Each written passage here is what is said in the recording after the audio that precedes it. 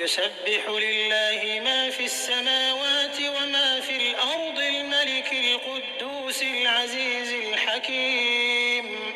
هو الذي بعث في الأميين رسولا منهم يتلو عليهم آياته ويزكيهم ويعلمهم الكتاب والحكمة وإن كانوا من قبل لفي ضلال مبين. وآخرين منهم لما يلحقوا بهم وهو العزيز الحكيم. ذلك فضل الله يؤتيه من يشاء والله ذو الفضل العظيم. مثل الذين حملوا التوراة ثم لم يحملوها كمثل الحمار يحمل أسفارا بئس مثل القوم الذين كذبوا بآيات الله والله لا يهدي القوم الظالمين.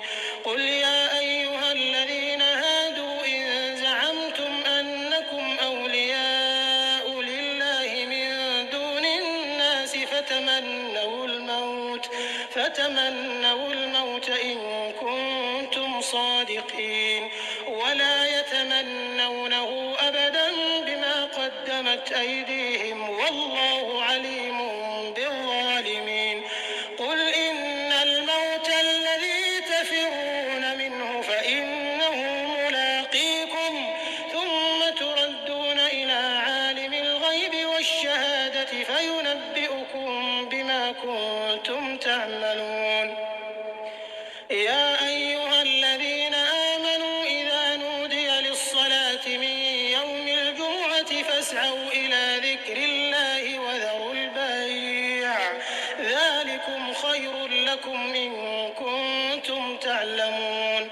فإذا قضيت الصلاة فانتشروا في الأرض وابتغوا من فضل الله واذكروا الله